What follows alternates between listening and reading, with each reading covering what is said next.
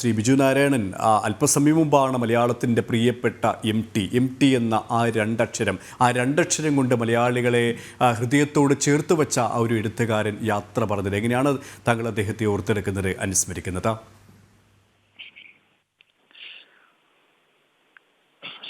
Hello, കേൾക്കാം, പറഞ്ഞോളൂ.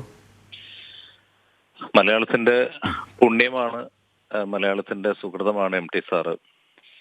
കാരണം എന്നെ സംബന്ധിച്ചിടത്തോളം എം ടി സാറായിട്ട് ഉള്ളൊരു ബന്ധം എന്ന് പറയുകയാണെങ്കിൽ കുട്ടിക്കാലം മുതൽ അദ്ദേഹത്തിന്റെ സിനിമ കണ്ടിട്ടുള്ള, സാധാരണ ഒരാളെ പോലെ തന്നെ കുട്ടിക്കാലം മുതൽ അദ്ദേഹത്തിന്റെ സിനിമ കണ്ടിട്ടുള്ള ഒരു പ്രേക്ഷകൻ എന്ന രീതിയിലാണ്. പക്ഷെ പിന്നീട് കുറെ നാളുകൾക്ക് ശേഷം അദ്ദേഹത്തെ നേരിട്ട് കാണുകയും ഒരുപാട് നല്ല മുഹൂർത്തങ്ങൾ ഉണ്ടായിട്ടുണ്ട്. എനിക്ക് തോന്നുന്നു എന്റെയൊക്കെ ചെറുപ്പ കാലഘട്ടങ്ങളിൽ നമ്മൾ സാധാരണ ഒരു സിനിമ കാണുമ്പോൾ സംവിധായകൻ അല്ലെങ്കിൽ ഒരു ആക്ടർ അതൊക്കെയായിരുന്നു നമ്മൾ കണ്ടുകൊണ്ടിരുന്നത്. പിന്നീടാണ് സ്ക്രിപ്റ്റ് എന്താന്നുള്ളതും സ്ക്രിപ്റ്റിന്റെ വാല്യൂ എന്താന്നുള്ളതും അത് എത്രത്തോളം ഒരു സിനിമയെ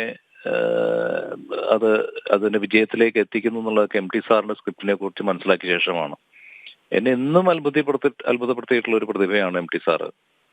വർഷങ്ങൾക്ക് ശേഷം അദ്ദേഹമായിട്ട് പിന്നീട് ഒരുമിച്ച് കാണുവാനും ഇപ്പോഴും ഞാൻ ഓർക്കുന്നത് ദുബായിൽ വെച്ചിട്ട് ഒരു ചടങ്ങിന് എം ടി സാറും ദാസേട്ടൻ അതുപോലെ ലാലേട്ടൻ ഇവരെല്ലാവരും ആദരിക്കുന്ന ചടങ്ങിന്റെ ഒരു ഫംഗ്ഷനിൽ എന്റെ പ്രോഗ്രാം ഉണ്ടായിരുന്നു. അപ്പൊ അന്ന് ഹോട്ടലിൽ വെച്ച് അദ്ദേഹമായിട്ട് ഒരുപാട് നേരം ഇരിക്കുവാനും ബ്രേക്ക്ഫാസ്റ്റ് സമയത്തൊക്കെ ഒരുമിച്ച് സംസാരിക്കുവാനൊക്കെ ഉള്ളൊരു ഭാഗ്യം, അതൊക്കെ എന്റെ ലൈഫിൽ ഒരു നിധി പോലെ എന്നും കാത്ത് സൂക്ഷിക്കുന്ന മുഹൂർത്തങ്ങളാണ്.